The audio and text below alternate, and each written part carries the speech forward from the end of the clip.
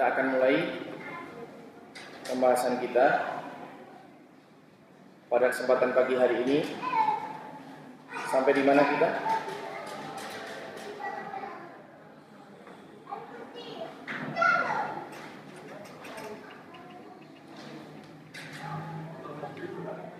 Sampai di mana kita?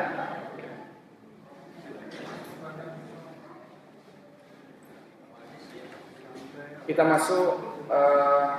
masih menggunakan Fathul Majid.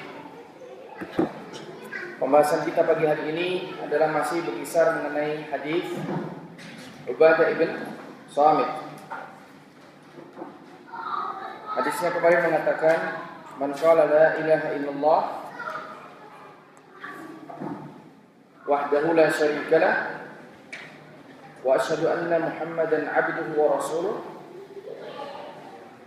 wal jannatu haqqun wa anna Isa 'abdullah wa rasuluh wa kalimatuhu alqaha ila Maryam wa ruhun min wal jannatu haqqun wan naru haqqun adkhalahu Allahul jannata 'ala ma kana min al-'amal." Sudah dapat? Matannya di situ. Untuk terjemahannya silakan yang tadi saya beri tugas untuk menterjemah, silakan dicari dan dikabarkan kepada rekan-rekan. Halaman berapa?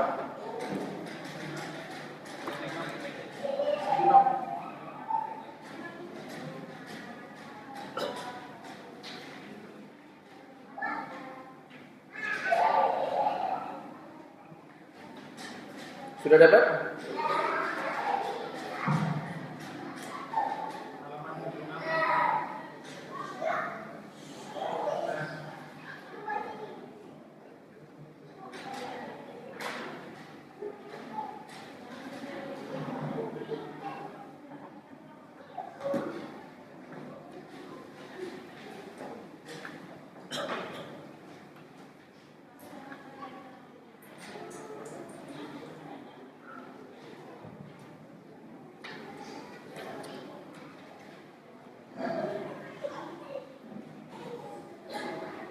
Sudah dapat?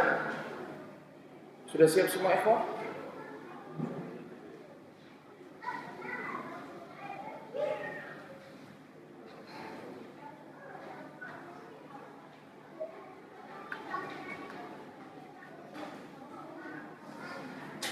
Nah, dan pada pertemuan yang lalu telah kita bahas mengenai rawi hadis. Kemudian apalagi yang sudah kita bahas? Selain perawi dari hadis, apalagi yang sudah kita bahas?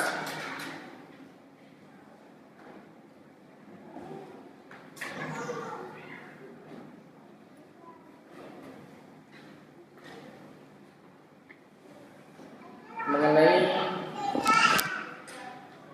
kalimat la ilaha illallah. Bahwa kalimat la ilaha illallah mempunyai syarat-syarat. Apa saja kemarin kita sebutkan syarat-syarat la ilaha illallah? Ada yang ingat? Al-qabul. Ada yang ingat tidak kemarin? Ada yang muntabih atau tidak? Al-ilmu wal-qabulu wal-yaqinu wal-ikhlasu was-sidqu. Ada berapa syarat? Ada 4. Ilm, mengilmui, sidq, membenarkan, al-yaqin, meyakini, ikhlas, mengikhlaskan.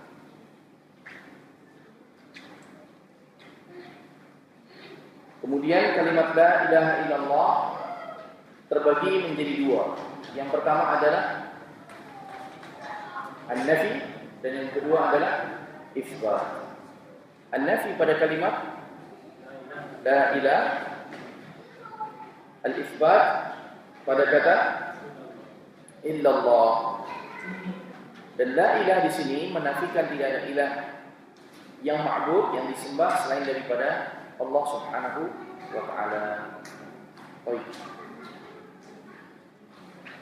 Kemudian kita juga sudah membahas kemarin apa pengaruh perbuatan. Apa fungsi dari perbuatan? Apa maksudnya perbuatan di sini? Amal, seperti salat, puasa, zakat. Apa pengaruhnya terhadap iman? Apakah iman itu cukup qaulun?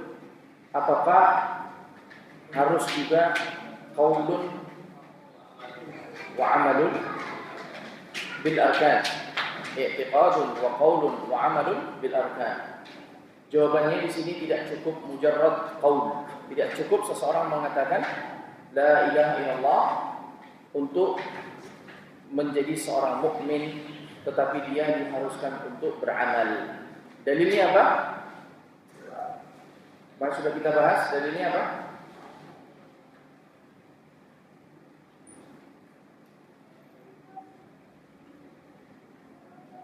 Nah, murojaah dulu sebelum kita lanjutkan. Nah, tafsir dari Abu Bakar. Abu Bakar mengatakan, mengambil pada kata umirtu an uqatilan nas hatta yashhadu an la ilaha illallah wa anna Muhammadar Rasulullah. Aku diperintahkan untuk memerangi manusia sampai mereka mau bersyahadat tidak ada ilah selain daripada Allah, yang berhak disembah selain daripada Allah, wa anna Muhammadar Rasulullah, dan bahwasanya Nabi Muhammad adalah Rasulullah. Kemudian faida, ada yang hafal hadisnya tidak? Faida fa'alu dzalika asamu minni dima'ahum wa amwalahum illa bihaqqiha. Maka mereka telah terjaga darah mereka dan harta mereka kecuali dengan hak-haknya. Umar tidak melihat pada bagian yang belakang. Umar hanya melihat bagian yang pertama. Abu Bakar melihat bagian yang kedua, yaitu pada kalimat illa bihaqqiha. Apa haknya kalimat tauhid di sini? Adalah al-amal. Illa bihaqqiha. Nah, bihaqqiha di sini adalah amal. Sehingga amal merupakan bagian dari iman. Amal adalah merupakan bagian dari iman. Sehingga seseorang yang beriman tidak cukup saja beriman, tetapi dia harus beramal. Sehingga tidak cukup bagi seorang mukmin mengatakan baik hatinya, tetapi tidak salat. Yang penting hatinya baik. Begitu Umar. Nah, tidak cukup seorang muslim itu, seorang mukmin tidak cukup hanya mengatakan la ilaha illallah tetapi kemudian dia tidak salat, kemudian tidak berpuasa, kemudian tidak berzakat. Kenapa demikian? Karena Nabi mengatakan illa bihaqqiha, kecuali dengan haknya. Hak apa? Hak tauhid, hak kalimat tauhid, dan haknya adalah al-amal, beramal. Karena Abu Bakar memerangi orang-orang yang tidak mau membayar zakat. Nah, kemudian pada kesempatan kali ini kita masih berputar di sekitar kalimat la ilaha illallah. Kalimat ilah di sini mempunyai makna al-ma'bud. Itu yang perlu kita pahami. Kalimat ilah di sini mempunyai makna al-ma'luh atau al-ma'bud. Nah, silakan dibaca.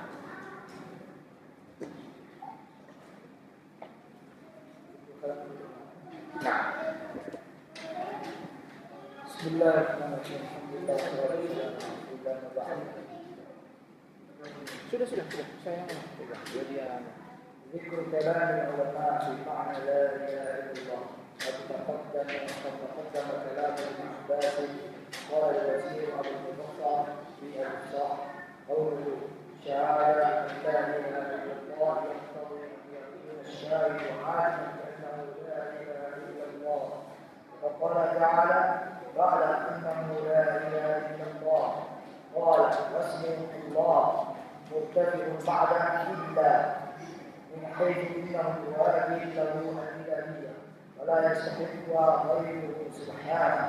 قال وجمله الفائده في ذلك أن تعلم أن هذه الكلمة مشتملة على الكفر بالطاغوت والإيمان بالله، فإنك لما نافيت الولاية واستحقت الكتاب لله سبحانه كنت ممن كفر بالطاغوت وآمن بالله. Nah, pada pertemuan yang lalu juga sudah kita bahas bahwasannya bertauhid la ilaha illallah mengharuskan kita untuk mengkufuri segala taghut, yaitu sesembahan yang disembah kepada selain Allah Subhanahu wa taala. Maka tauhid seseorang tidak akan sempurna tanpa mengkufuri taghut. Apa dalilnya?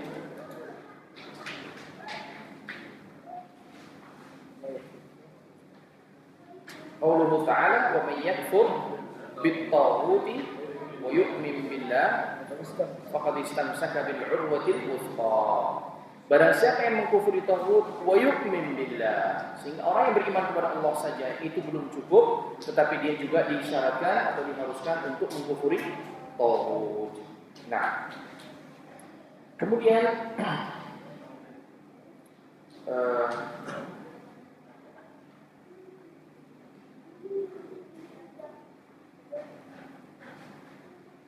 adapun tadi yang dibaca menjelaskan tentang perintah untuk mengilmui.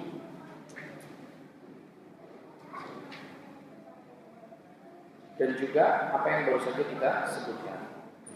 Nah, silakan dilanjutkan. Ini cukup baca terjemahannya. Silakan. Terjemahannya.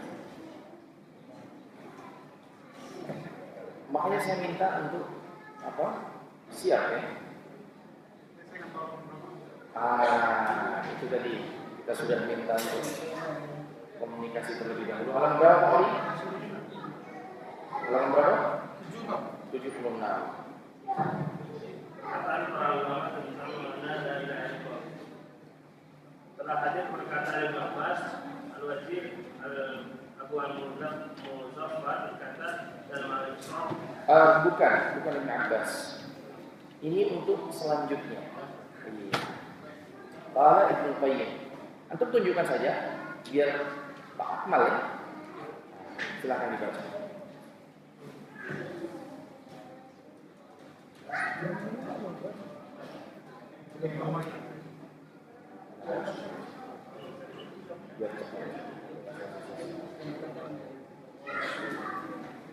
Nah, Ibnu Qayyim. Ya, silakan.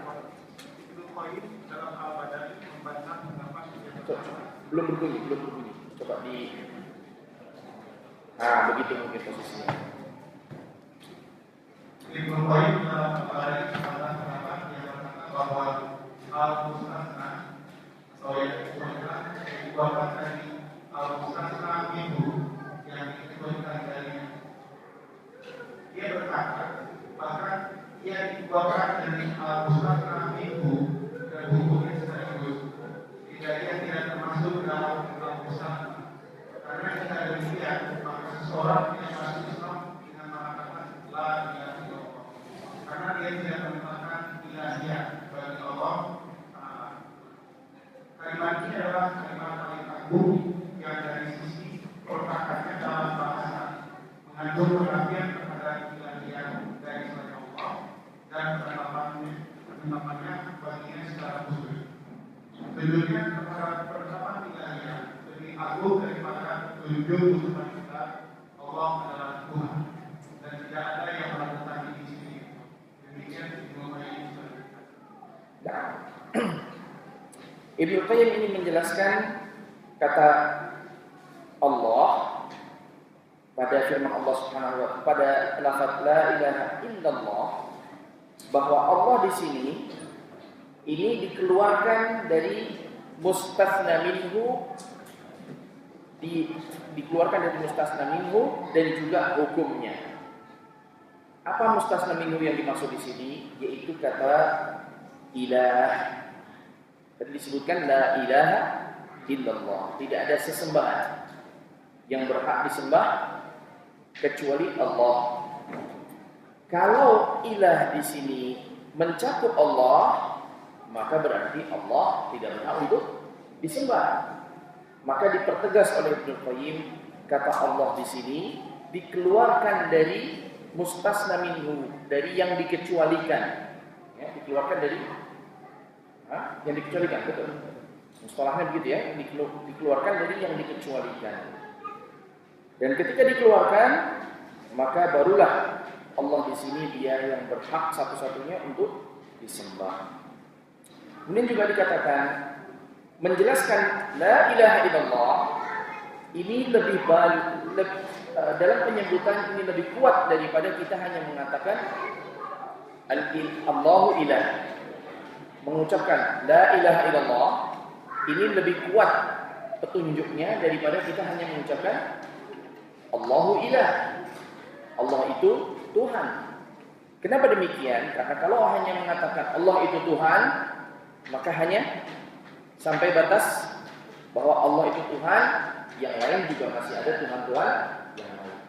Tetapi ketika kita mengatakan la ilaha illallah, tidak ada ilah yang berhak disembah, kemudian menetapkan persembahan itu hanya milik Allah, maka di sini mempertegas bahwa yang lain tidak berhak mendapatkan peribadatan selain daripada Allah Subhanahu wa taala.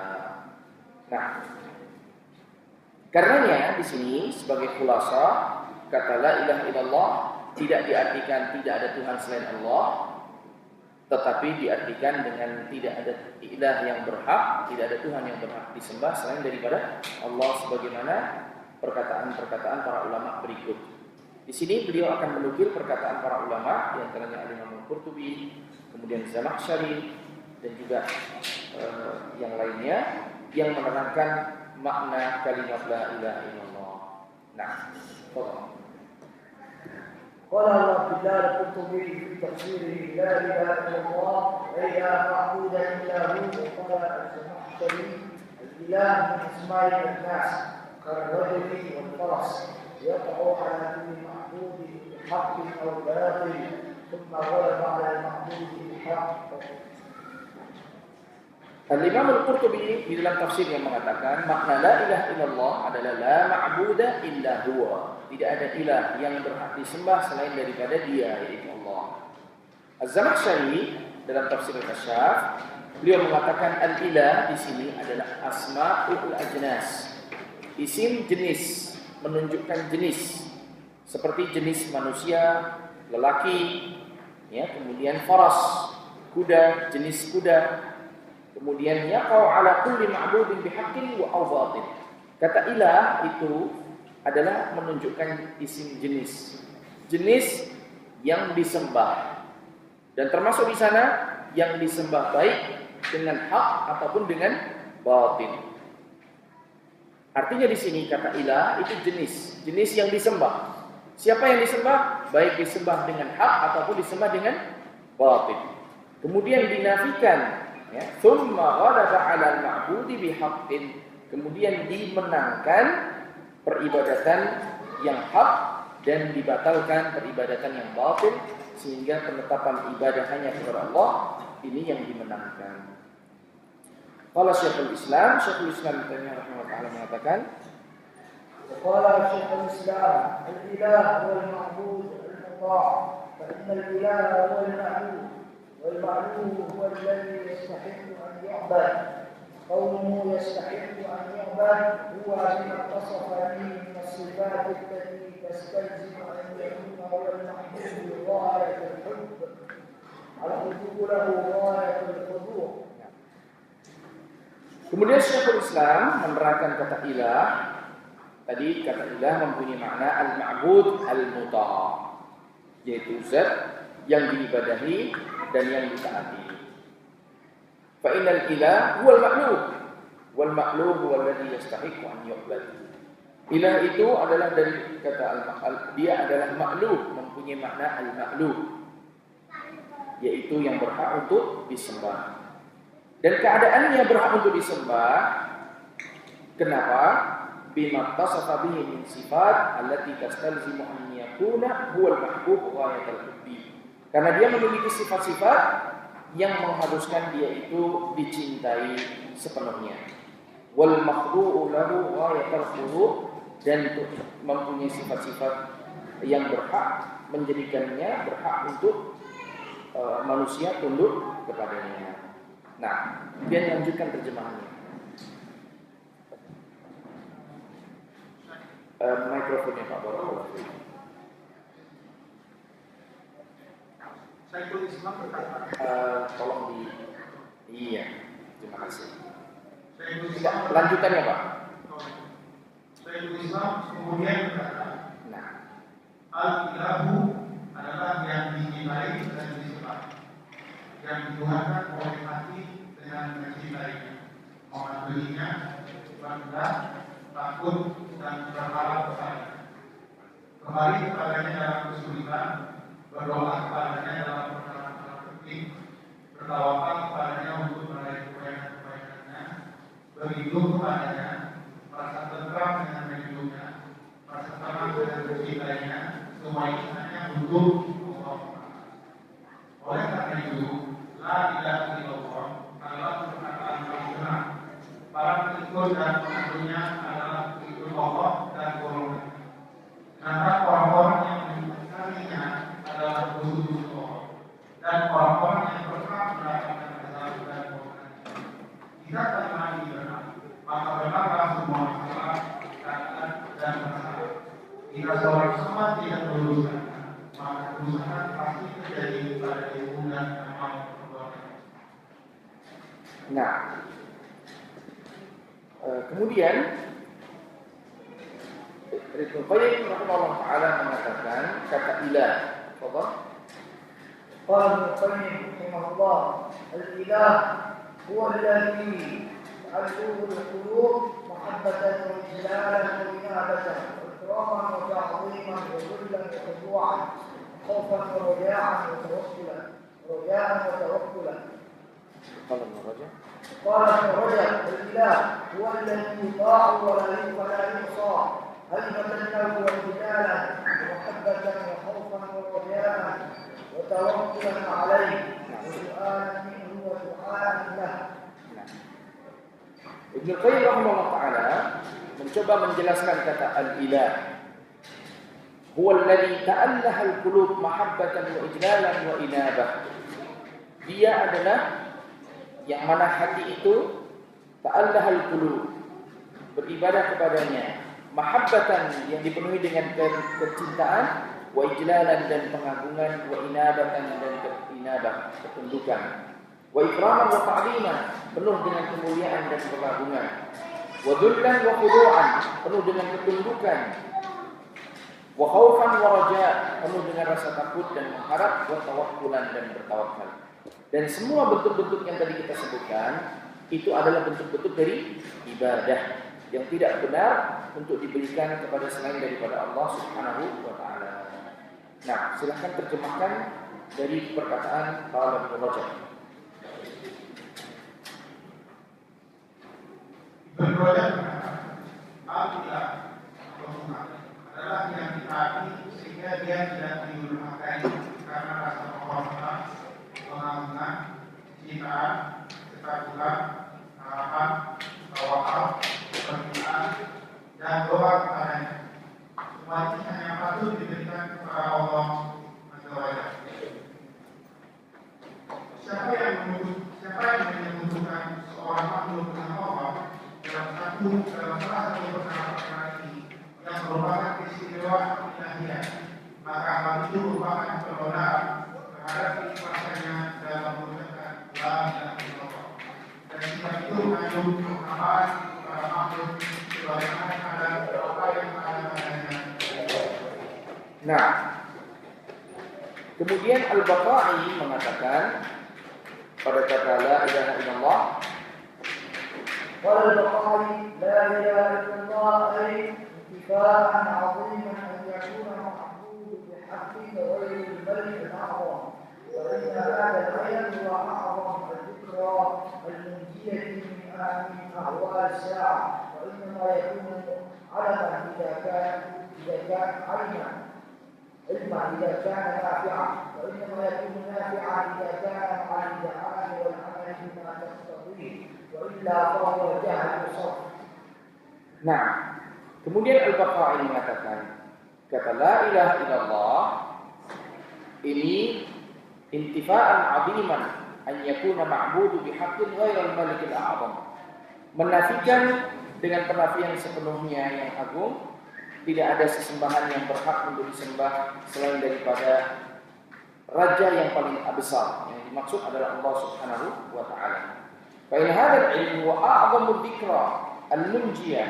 Karena ini sesungguhnya ilmu ini, yaitu memahami kata la ilaha illallah ini adalah ilmu yang paling besar yang bisa menyelamatkan seseorang nanti di hari kiamat. Dahsyatnya hari kiamat. Wa inna ma yakunu ilman idza kana nafi'an. Dan dikatakan ilmu apabila ilmu itu bermanfaat. Jadi apabila antum sudah memahami betul-betul kalimat la ilaha illallah, maknanya apa? Di antara maknanya adalah tidak ada ilah yang berhak disembah selain daripada Allah, maka ilmu ini akan bermanfaat bagi kita nanti di hari kiamat. Ya.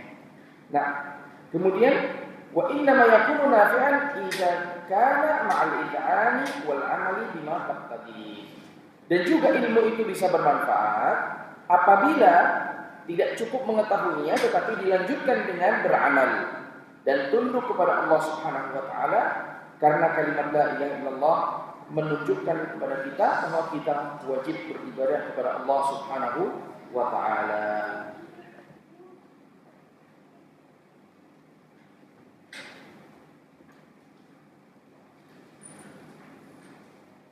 Kemudian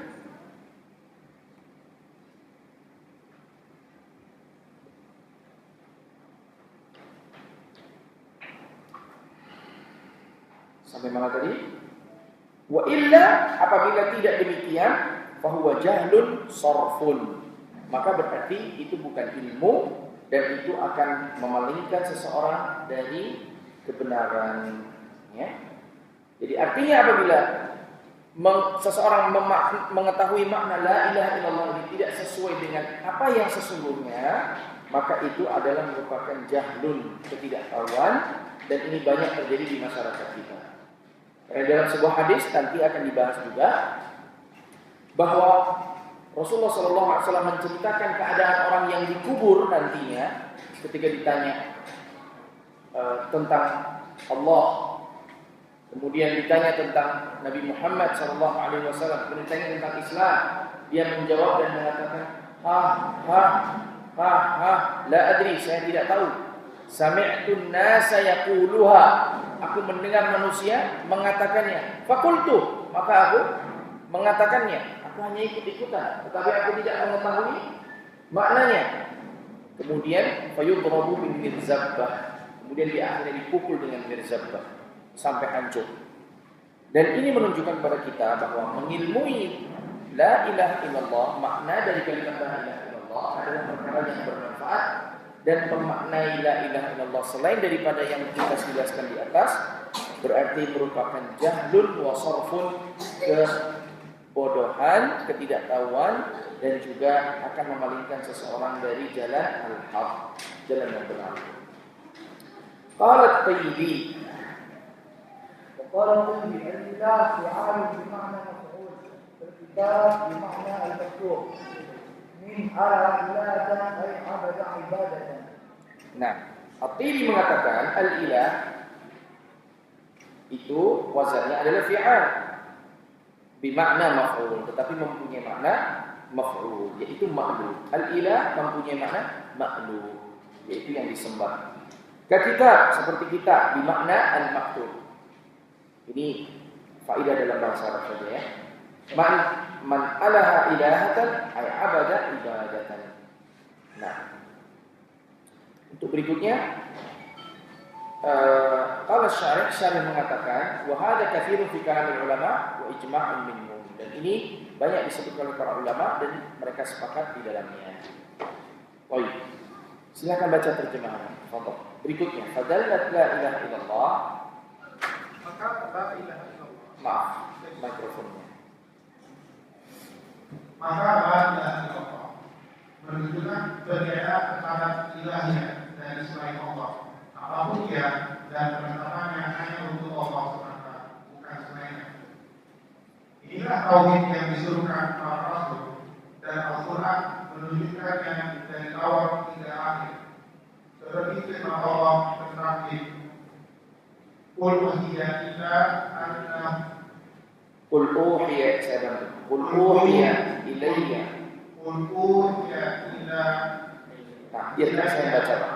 anna hustama nafarun minal jinni faqalu inna sami'na Qur'anan ajaba yahdi ila rusyd yahdi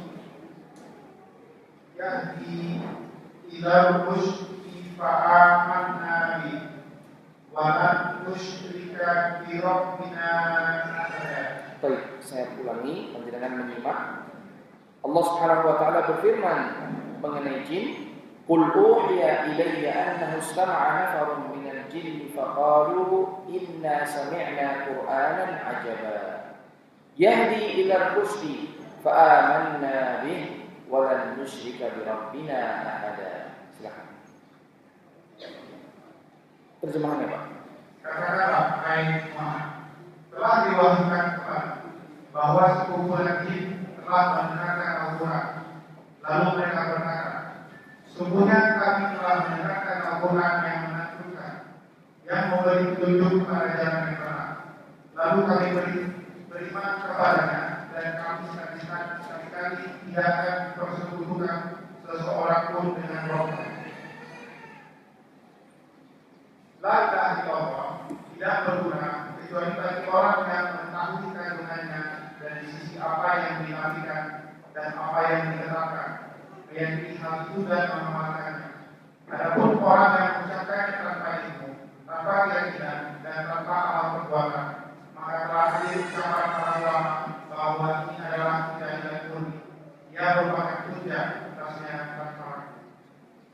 Nah, kemudian kita masuk pada kata-kata selanjutnya.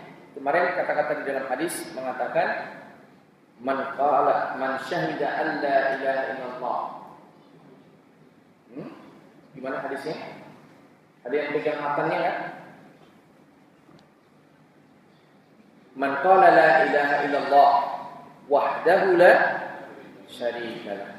Berarti kita masuk pada kata wahdahu la syarika lah.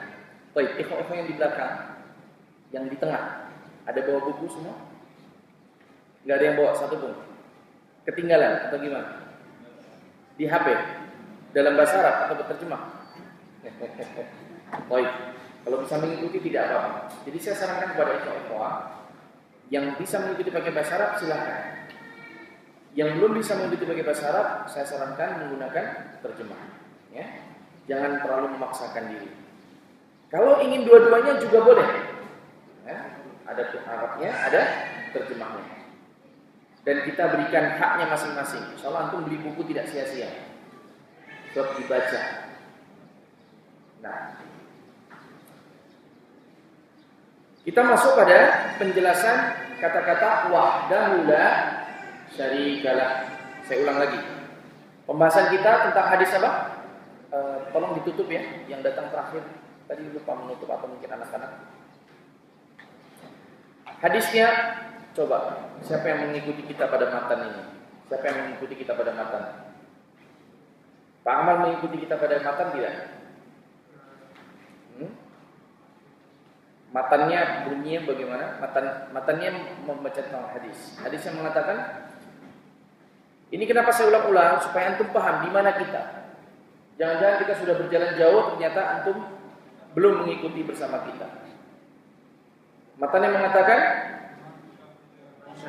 man syahida an la ilaha illallah wahdahu la syarikalah. Baik. Kita selesai dari kalimat la ilaha illallah, baru kita akan masuk wahdahu la syarikalah. Artinya apa? Wahdahu, hanya dia yang satu, la syarikalah, tidak ada sekutu baginya. Baik. Sudah paham? Nah, faqauluhu fil hadis, adapun perkataan di dalam hadis wahdahu la syarikalah.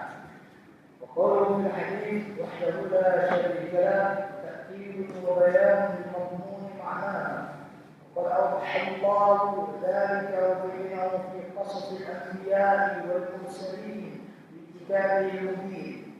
فما أجهل عباد القبور بحالهم وما أعظم ما وقعوا فيه من الشرك المنافي بكلمة الإخلاص لا إله إلا الله. فإن مشرك العرب ونحوهم جحدوا لا إله إلا الله لفظا ومعنى، وهؤلاء المشركون أقروا بها لفظا وجحدوها معنى. فتجد أحدهم يقولها وهو يعلم غير الله من أنواع العبادة كالحب والتعظيم والخوف والرجاء والتوكل والدعاء وغير ذلك من أنواع العبادة، بل زاد شركهم. Nah, kemudian pada kata wahdahu la syarikalah ini adalah mempertegas kalimat syahadat an la ilaha illallah, dan juga menjelaskan kandungan dari kata la ilaha illallah, bahwa tidak ada Tuhan selain, tidak ada ilah yang berhak disembah selain daripada Allah. Itu berarti tidak boleh hukumnya menyekutukan Allah Subhanahu wa ta'ala. Dan di dalam perjuangan menegakkan kalimat la ilaha illallah wahdahu la syarikalah ini, banyak kisah-kisah para anbiya yang bisa antum baca. Bagaimana Nabi Nuh berhadapan dengan kaumnya, bagaimana Nabi Hud, bagaimana Nabi Musa dan nabi-nabi yang lain menegakkan kalimat tauhid la ilaha illallah wahdahu la syarikalah. Bagi antum yang ingin membacanya, ingin mendapatkan maklumat yang lebih, silakan membaca kisah-kisah para anbiya. Kemudian dia mengatakan, "Fama ajhal ubadul kubur bihalihim." Di zaman kita sekarang banyak sekali kita lihat fenomena orang-orang yang sering pergi ke kuburan. Kalau dibilang pergi ke kuburan ini bukan kuburan biasa, tetapi kuburan para wali-wali, para habib siapa yang tadi? Habib yang sudah meninggal. Oh, yang ma'ruf untuk di Yogyakarta yang dikunjungi adalah para wali. Mereka datang ke kuburan para wali untuk berdoa meminta kepada wali, karena bertawasul dengan para wali ini akan, menurut mereka, akan mendekatkan mereka kepada Allah Subhanahu wa ta'ala. Baik, sebenarnya waktu kita sudah habis sejak tadi. Kita tidak terasa, sudah lewat lama sekali. Belum? Sampai 11.30, 11.15. Baik. Alhamdulillah kalau masih panjang. Nah, dan apa yang mereka lakukan? Yang mereka lakukan tersebut dikatakan oleh Syekh termasuk perbuatan syirik, menyekutukan Allah Subhanahu wa ta'ala. Dan mereka ini termasuk orang yang tidak faham terhadap apa yang ditunjukkan oleh kata la ilaha illallah wahdahu la syarikalah. Padahal orang-orang Arab dahulu, kaum musyrikin Arab, mereka sudah memahaminya. Dikatakan, wa ma a'tamu ma waqa'u fihi min asy-syirkil munafi bi kalimatil ikhlas la ilaha illallah fa inna musyrikil Arab wa nahwihim jahadu la ilaha illallah lafdhan wa ma'nan. Orang-orang musyrikin Arab, mereka tidak mau mengucapkan la ilaha illallah karena mengingkari dua.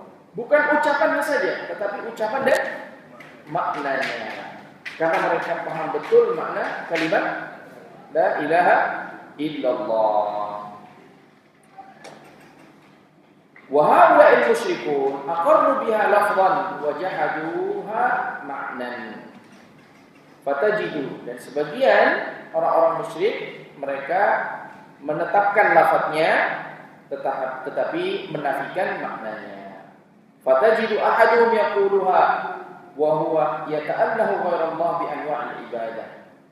Mereka yang beribadah kepada selain Allah, yang dimaksud ahlul kubur tadi, mereka yang sering berziarah kubur, meminta kepada wali di kubur, ini mereka menerima kalimat la ilaha illallah, tapi hanya apanya?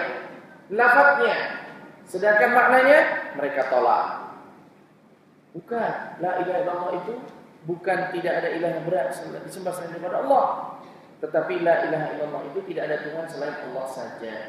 Jadi kita boleh meminta kepada selain Allah. Apalagi mereka berdalil bahwa bertawassul itu tidak termasuk bagian dari perbuatan syirik. Ini menurut mereka. Ya. Fatajidu ahadun yaquluha wa huwa yata'allahu ghayra Allah bi anwa'il ibadah kal hubbi wa ta'dhim. Mereka beribadah meminta kepada para wali-wali tersebut, pada orang yang dikubur tersebut dengan penuh kecintaan, dengan penuh pengagungan, dengan penuh rasa takut, dengan penuh mengharap, dengan bertawakal, dengan berdoa, dan berbagai macam ibadah diberikan kepada selain Allah Subhanahu wa taala. Nah, bal zada syirkuhum ala syirkil Arab bi maratib. Bahkan kesyirikan mereka ini lebih dari kesyirikan musyrikin Arab beberapa tingkatan. Apa kelebihan kesyirikan tersebut? Silakan dibaca. بل زاد شركهم على شرك العرب بمراتب فإن أحدهم إذا وقع في شدة أخلص الدعاء لغير الله تعالى ويعتقدون أنه أسرع فرجا لهم من الله بخلاف حال المشركين الأولين فإنهم كانوا يشركون في الرخاء وأما في الشدائد فإنما يخلصون لله وحده كما قال تعالى فإذا ركبوا في الفلك دعوا الله مخلصين له الدين فلما نجاهم إلى البر إذا هم يشركون فبهذا يتبين أن مشركي أهل هذه الأزمان أجهلوا بالله وبتوحيده من مشرك العرب ومن قبله ومن قبله. Dijelaskan oleh Syekh bahwa dahulu orang-orang musyrikin, sebelumnya kita lihat fenomena masyarakat sekarang, mereka meminta kepada selain Allah di setiap waktu. Mereka meminta kepada selain Allah di setiap waktu, dalam keadaan senggang maupun dalam keadaan kesempitan, kesusahan. Jadi kalau terpaksa, katakanlah sedang di lautan, kemudian terjadi badai, mereka khawatir tidak bisa selamat sampai ke bumi, sampai ke daratan, maka mereka juga meminta kepada selain Allah. Dan ini lebih tidak memahami kalimat la ilaha illallah daripada orang-orang musyrikin, dan lebih parah dari perbuatan orang-orang musyrikin. Sebab orang-orang musyrikin zaman dahulu, mereka menyekutukan Allah hanya pada saat lenggang, pada saat lengah, pada saat tidak ada kesusahan. Tapi manakala mereka dalam keadaan kesusahan yang benar-benar mencekik, katakanlah seperti dalam badai, atau mungkin ada topan atau apa, mereka mengikhlaskan doa mereka kepada Allah Subhanahu wa taala. Sebagaimana dijelaskan dalam firman-Nya, "Fa idza raqibu fil fulki da'u Allah mukhlishina lahu-d-din." Apabila mereka sudah menaiki kapal, maka mereka berdoa kepada Allah, mengikhlaskan peribadatan tersebut kepada Allah. Falamma najjahum ilal barri. Tapi ketika mereka ini selamat di daratan, idahum yusyrikun, kemudian mereka kembali menyekutukan Allah Subhanahu wa taala. Maka kesyirikan umat di zaman sekarang ini lebih daripada kesyirikan umat-umat yang terdahulu. Dari mana kelebihannya? Dari bahwa mereka ini menyekutukan Allah kapan saja. Menyekutukan Allah kapan saja. Baik. Kemudian setelah kita selesai dari potongan ini, saya ulang lagi matanya. Man syahida an la ilaha illallah wahdahu la syarikalah. Kemudian lanjutannya, wa anna Muhammadan abduhu wa rasuluh wa anna Isa Abdullahi wa rasuluh wa kalimatuhu alqaha ila Maryam wa ruhun min, sampai akhir hadis. Berarti lanjutan dari kalimat la ilaha illallah wahdahu la syarikalah adalah wa asyhadu anna Muhammadan abduhu wa rasuluh. Itu yang akan kita bahas. Apa makna syahadah anna Muhammadan abduhu wa rasuluh? Fadhal. قوله عبده وأن محمدا عبده ورسوله أي شيء بذلك وهو معطوف على ما قدره على نية تكرار العمل. ومعنى العبد هنا المملوك العابد أي أنه مملوك لله تعالى والعبودية الخاصة وصفه كما قال تعالى أليس الله بكاف عبدا. فأعلى مراتب العبد العبودية الخاصة والرسالة. النبي صلى الله عليه وسلم أكمل الخلق في هاتين الصفتين الشريفتين وأما الربوبية والإلهية فهما حق الله تعالى لا يشركه في شيء منهما ملك مقرب ولا نبي مرسل. Nah, kemudian perkataan wa anna Muhammadan abduhu wa rasuluh. Muhammad itu adalah hambanya, yaitu hamba Allah Subhanahu wa taala dan rasulnya. Berarti di sini Nabi Muhammad mempunyai dua sifat. Yang pertama sifat ubudiyah, bahwa dia adalah hamba Allah. Sifat yang kedua adalah risalah, yaitu diberikan risalah oleh Allah Subhanahu wa taala. Diberikan apa risalah? Kenabian. Diberikan tugas oleh Allah Subhanahu wa taala untuk menyampaikan tauhid dan juga apa-apa yang harus disampaikan kepada umatnya. Wa syahida bidzalika wa huwa ma'tufun 'ala ma qablahu 'ala niyyati tikraril 'amil. Wa ma'na al-'abd, makna dari 'abd di sini kita mengambil kata Abdullah wa Rasuluh. Abdu, hamba. Apa yang dimaksud dengan kata hamba di sini? Hamba yang dimaksud adalah al-mamluk al-'abid. Mamlukul 'abid, yaitu budak dari seorang al-mamluk al-'abid. Ai innahu mamlukun lillahi ta'ala.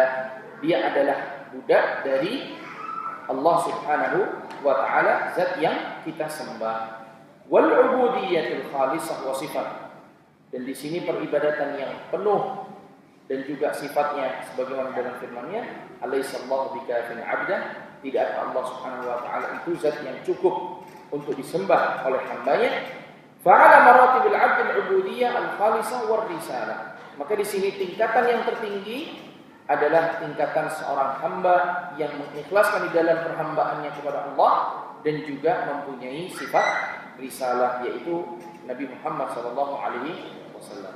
Jadi kedua sifat yang ada pada diri Nabi itu justru menunjukkan kemuliaan Nabi sallallahu alaihi wasallam. Sebab apa? Dengan mengatakan bahwa dia adalah Abdullah, hamba Allah yang ikhlas di dalam peribadatannya kepada Allah. Ini pujian bagi Nabi sallallahu alaihi wasallam. Kemudian yang kedua, risalah atau sifat mendapatkan risalah, tugas dari Allah Subhanahu wa taala. Ini juga pujian bagi Rasulullah sallallahu alaihi wasallam. Maka dengan kedua sifat tersebut menunjukkan bahwa Nabi sallallahu alaihi wasallam adalah akmalul khalqi. Beliau adalah makhluk yang paling mulia, yang paling utama fi hataini sifatain syarifatain, dengan adanya kedua sifat yang mulia tersebut. Amma rububiyyah wal ilahiyah fahuma haqqullah ta'ala la yusyriku fi syai'in minhuma malakun muqarrab wala nabiyyun mursal. Kemudian perlu ditegaskan lagi oleh Syekh bahwa adapun zat peribadatan, adapun peribadatan dan penyembahan, maka keduanya adalah hak bagi Allah dan bukan bagi Muhammad sallallahu alaihi wasallam. Ingat di sini kata-kata Abdullah, bahwa Nabi SAW adalah hamba Allah, menunjukkan bahwa Nabi itu menghamba kepada Allah. Nabi itu beribadah kepada Allah. Dan dia tidak berhak untuk disembah karena dia sendiri adalah hamba. Maka penghambaan kita juga harus kita berikan hanya kepada Allah Subhanahu wa ta'ala. Baik. La yusyrikuhu fi syai'in minhuma malakun muqarrab. Kita tidak dibenarkan untuk menyekutukan Allah sekalipun kita meminta kepada malakun muqarrab, yaitu malaikat yang dekat dengan Allah, wala nabiyyun mursal, atau nabi yang diutus oleh Allah Subhanahu wa taala. Dan ini mempertegas kepada kita bahwa kita tidak dibenarkan bertawassul kepada Nabi sallallahu alaihi wasallam. Tidak pula kita bertawasul kepada para malaikat atau meminta dengan jah dengan kedudukannya. Katakanlah seseorang di antara kaum muslimin mengatakan, "Ya Allah, dengan kedudukan yang Kau berikan kepada Jibril alaihissalam, aku memohon kepadamu apa dan apa." Maka ini tidak boleh.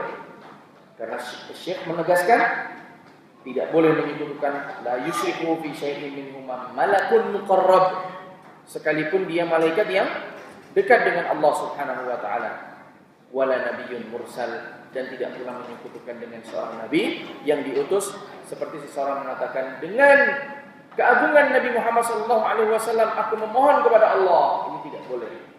Tidak boleh pula bertawasul, aku bertawasul kepada Nabi SAW. Ini juga termasuk perbuatan menyekutukan Allah Subhanahu wa taala. Baik, wa qauluhu 'abduhu wa rasuluh. Qauluhu 'abduhu. Nah, silakan. قوله عبده ورسوله أتى بهاتين الصفتين وجمعهما دفعا للانفراد والتفريط، فإن كثيرا ممن يدعي أنه من أمته أفرط بالوجود قولا وفعلا، وفرط بترك متابعته، واعتمد على الآثار المخالفة مما جاء به، وتعسف في تأويل أحبابه وأحكامه يصلي عن مندوبها عن الانقياد لها مع تنوعها، فإن شهادة أن محمدا رسول الله تقتضي الإيمان به وتصديقه فيما أخبر وطاعته فيما أمر وانتهاء عما نهى عنه وزجر، وأن يحرم أمره ونهيه، وأن يقدم عليه قول أحدهم كائنا من كان والواقع اليوم lanjut sampai selesai. والواقع اليوم وما قبله ممن ينتسب الى العلم من القضاة والمفتين خلاف ذلك والله المستعان. Nah, adapun perkataan Allah Subhanahu wa taala, maksudnya perkataan musannif yang menukilkan lafaz abduhu wa rasuluh, ata bihataini sifatain wa jama'ahuma daf'an lil ifrat wa tafrid. Didatangkan kedua sifat ini, abdu wa rasuluh, ini untuk menafikan atau menolak adanya ifrat dan tafrid. Kita pernah menegaskan mengenai ifrat dan tafrid ini, yaitu melampaui batas atau tidak memberikan haknya. Ya. Apa yang bentuk melampaui batas di sini kira-kira? Ada yang punya ide? Silakan, mikrofonnya dibagi. Apa bentuk pelampauan batas di sini? Bagikan ke aku. Ya. Dinyalakan dulu. Barakallahu. Kemudian ya. Orang Kristen menganggap Nabi Isa sebagai anak Tuhan. Baik, Akh Arif di belakangnya. Fadhal. Antum. Maaf. Saya tahu. Heri, maaf ya. Menyebut berkali-kali salah terus. Yang Arif yang mana ya? Saya lupa. Satu lagi ya. Yang satu lagi. Baik, akhiri. Di sini musannif menyebutkan dalam hadis Nabi SAW bahwa Nabi Muhammad adalah abduhu wa rasuluh. Didatangkannya dua sifat tersebut untuk menghindari orang-orang yang mufarrid, yaitu ifrat, dan orang-orang yang tafrid, yaitu yang memberikan berlebihan hulu dalam haknya dan yang kurang di dalam memberikan haknya. Sudah diberikan ide oleh Bang Zulfa, silahkan ditepatkan.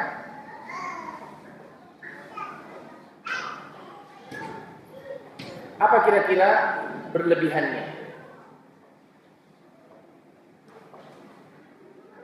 Skip? Atau mau berani mencoba? Sebentar, kita beri kesempatan dulu. Baik, antum ana bagi tadi yang tidak memberikan haknya. Bagikan ke Pak Sufyan. Apa hulu di sini? Fadhal ya, Fi? Iya. Hulu adalah tidak tahu bagaimana dan isinya Baik, barakallahu fi. Jadi sifat bentuk hulu di dalam hak Nabi SAW adalah menetapkan apa yang sesungguhnya menjadi bagian dari hak Allah Subhanahu wa taala. Seperti Nabi Muhammad SAW, di tangannya langit dan bumi. Dia yang menghidupkan dan mematikan. Yang mana ini diberikan kepada siapa? Orang-orang Syiah memberikan hak-hak Allah tersebut kepada Ali radhiyallahu anhu. Dan ini yang disebut dengan ghulu, berlebihan di dalam masalah Nabi sallallahu alaihi wasallam. Sekarang yang kurang. Akhir, fadhal. Kurang memberikan hak Nabi sallallahu alaihi wasallam.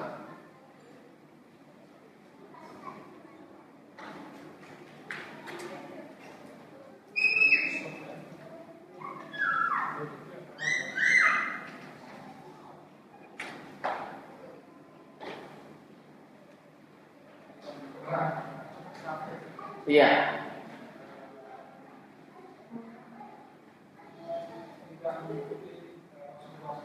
Tidak mengikuti atau bahkan menolak mentah-mentah apapun yang diajarkan dan disunahkan oleh Nabi Muhammad sallallahu alaihi wasallam. Karena nanti di bawah akan dijelaskan, ya, ada ada 6 konsekuensi dari bersyahadat anna Muhammadar Rasulullah. Ini kalau 1, 2, 3, 4, 5, 6 ini biasanya dipegang Cak Novan. Masih ada Cak Novan? Nah, tolong serahkan kepada Cak Novan. Temukan dari kata-kata dari ke-6 perkara tersebut. Apa saja yang termasuk konsekuensi tadi sudah dibaca oleh akhi. Boleh pakai terjemahannya, tidak masalah. Dibantu boleh. Mana si mana? Anak Cak Novan siapa? Mirza. Boleh dibantu, kasih bocoran juga boleh.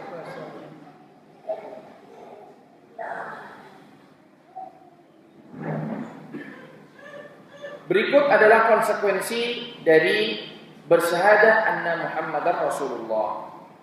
Saya mulai dengan fa inna syahadata anna Muhammadar Rasulullah. Sesungguhnya bersyahadat bahwasanya Muhammad Rasulullah itu taqtadil imanu bihi, mengharuskan seseorang beriman dengannya.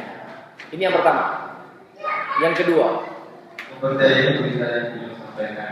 Mempercayai berita yang beliau sampaikan. Yang ketiga, mentaati berita beliau. Nah, yang keempat, berhenti dari apa yang beliau larang dan tampil. Betul. Yang kelima, menghargai berita dan larangan beliau. Nah, yang keenam, tidak mendahulukan ucapan seseorang di atas sabda beliau, siapapun orang itu. Nah, barakallahu fiik.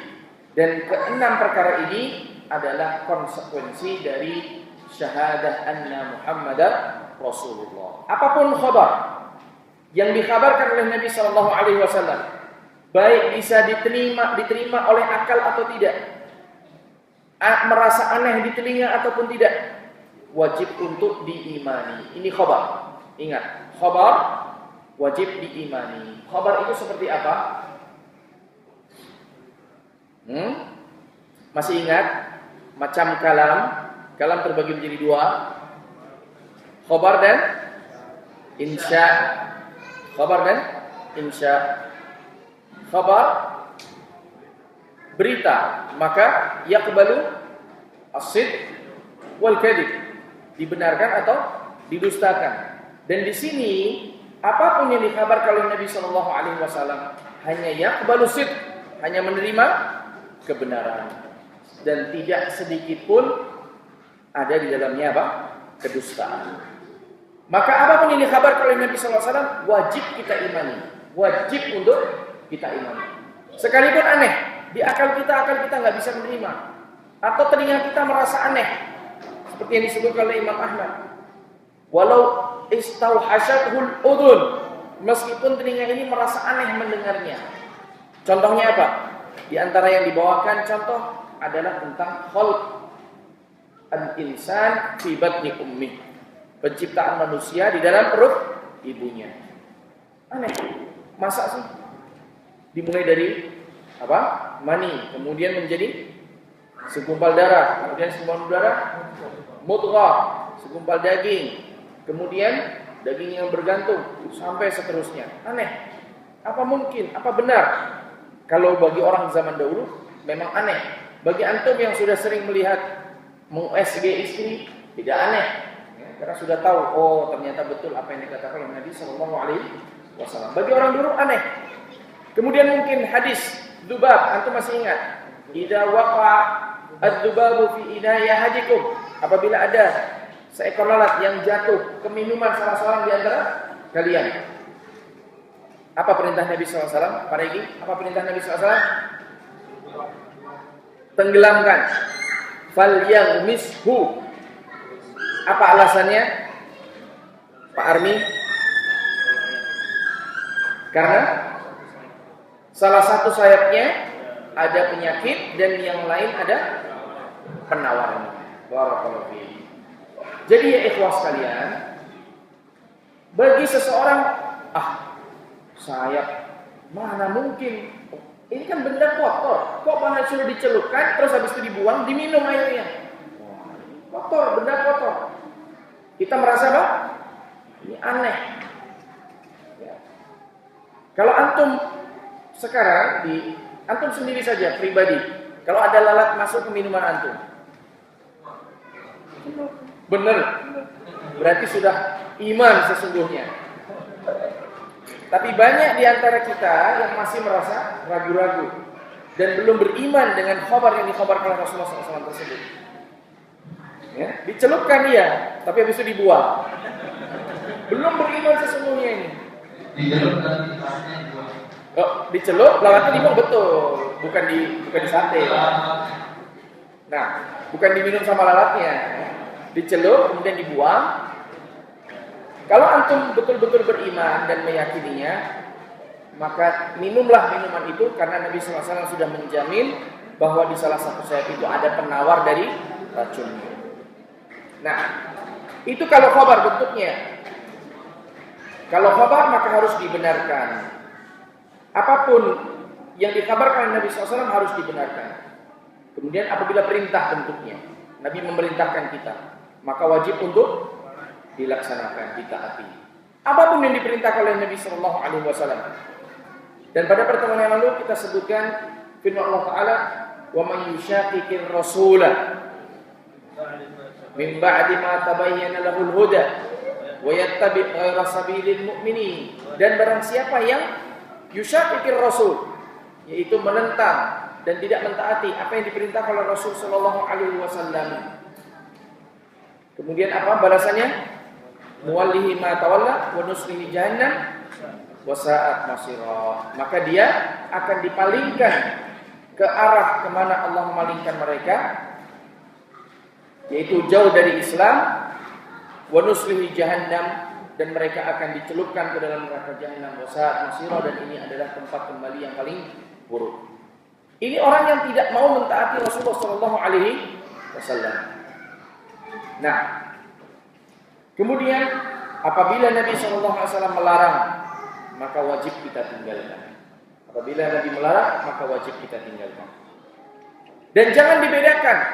Larangan ini ada dalam Al-Quran, maka hukumnya haram. Larangan ini datang dalam sunnah, maka hukumnya makruh. Tidak ya ikhwah, tidak ada bedanya.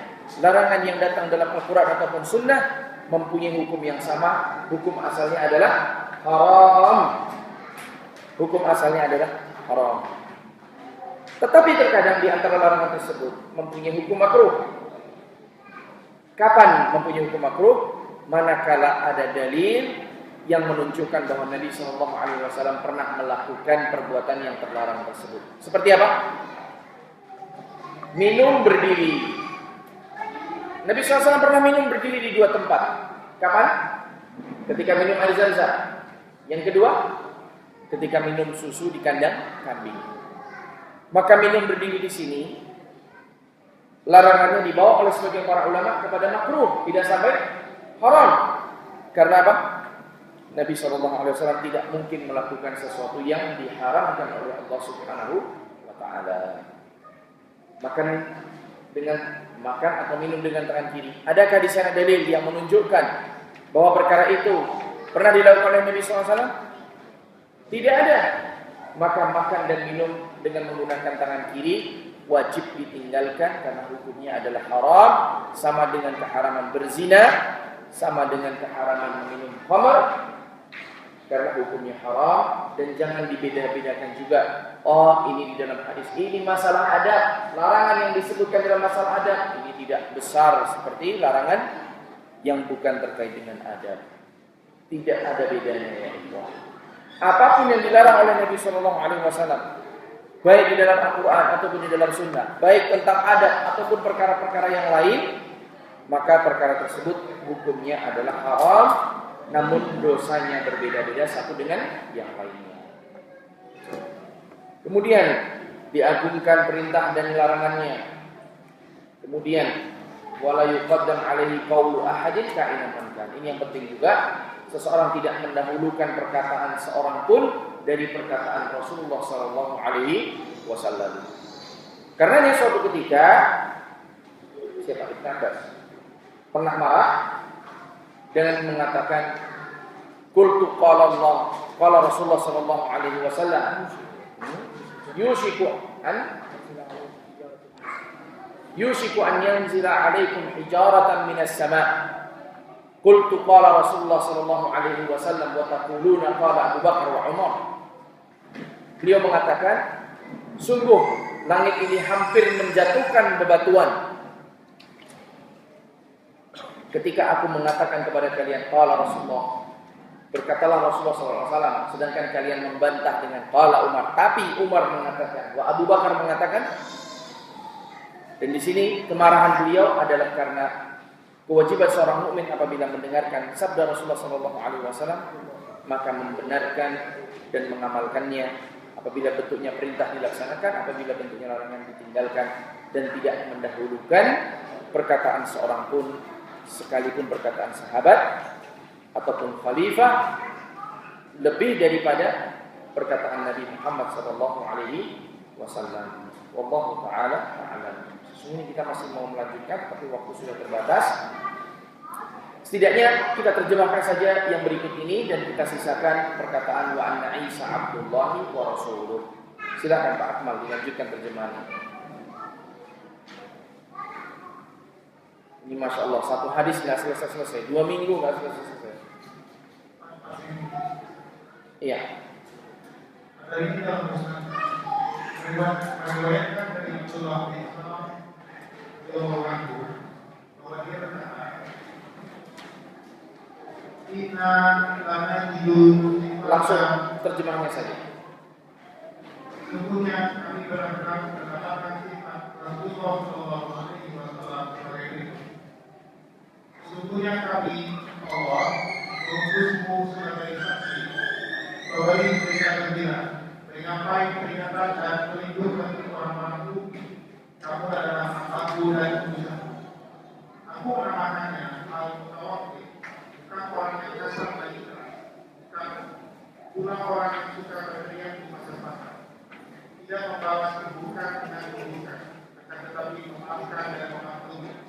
Aku tidak akan mewafatkannya sebelum dia memutuskan agama yang bengkok dengan kesaksian bahwa tidak ada Tuhan yang berhak disembah selain Allah. Dengannya dia membuka mata-mata yang buta, dan tidak yang tuli dan hati-hati yang berdosa. Maka biasa berkata, Abu Wahid Al-Laitsi mengabarkan kepadaku bahwa dia juga mengatakan seperti apa yang dikatakan oleh Abdullah bin Salam. Nah, barakallahu fiik wa sallallahu alaihi wasallam ala nabiyina Muhammad wa ala alihi washabbihi ajma'in. Sallallahu alaihi wasallam ala Muhammad wa alihi ajma'in. Assalamualaikum warahmatullahi wabarakatuh. Sesi berikutnya istirahat 10 sampai 15 menit, kemudian nanti kita lanjutkan dengan sesi fikih. Silakan.